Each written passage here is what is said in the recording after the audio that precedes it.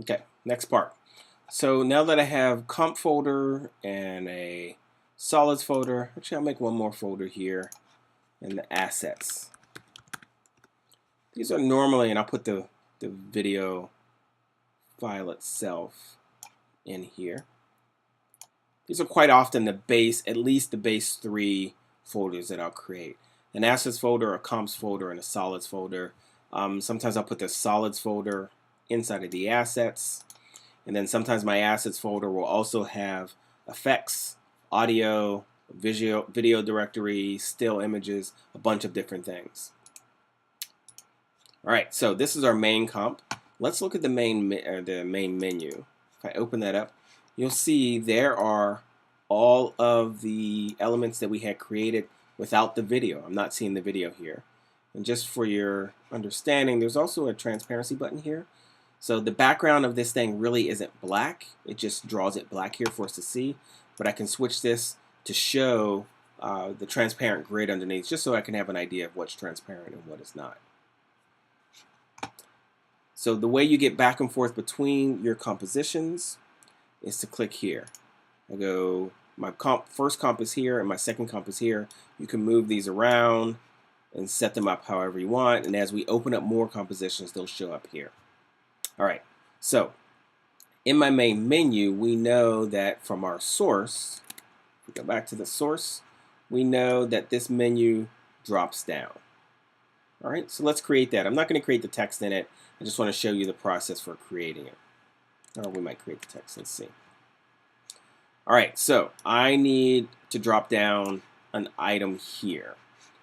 And so in order to do that, I'm going to create a new layer.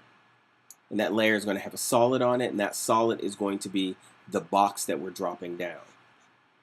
So if I go new, solid, I'll use a orangish color here.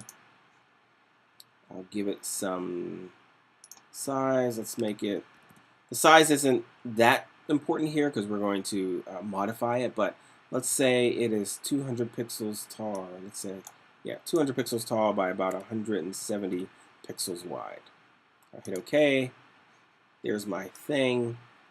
If I move it into its final position, that's about the right size. That should be pretty good.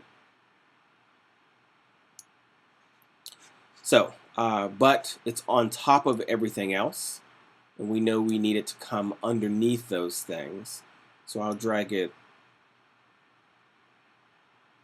all the way to the bottom, and I made a mistake. I actually added that to the wrong composition. I don't want it to be in main, I want it to be over here. So I will delete it from here. Not that big of a deal.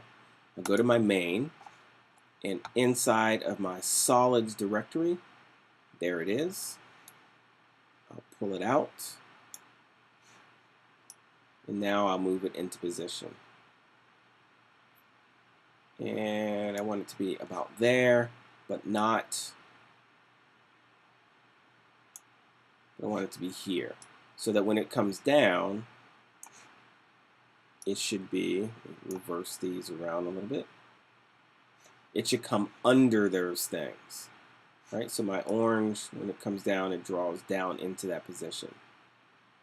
I'm actually going to move it into position where I think it should end up, which is about there. That'll be its final position. And now what I need to do is decide, well, when does this happen?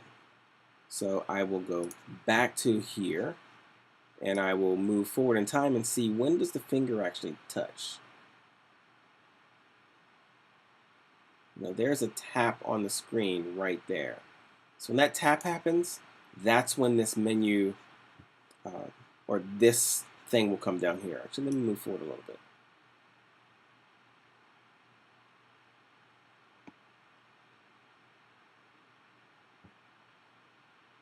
So let's say at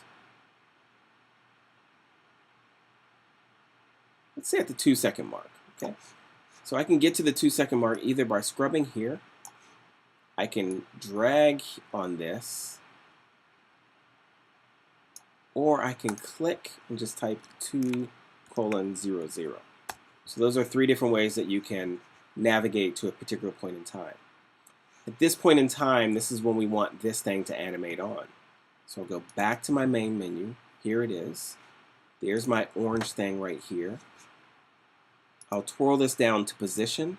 Remember, the shortcut of that would just be to hit the letter P. Every time I hit P, it will toggle that on and off. And at P, I want a keyframe. Block. Because I want this thing to be right there at that point in time. I'm going to go back a few frames. 1, 2, 3, 4, 5 frames, let's say. And here, I'm going to set it up here. So here's what we did. We added 2 keyframes. One keyframe says it is up here in this position of the screen. And then as I move forward, that thing will move down to its final position. And if I go back and look at the main menu, and I scrub forward, I will see a tap, and then this thing comes down.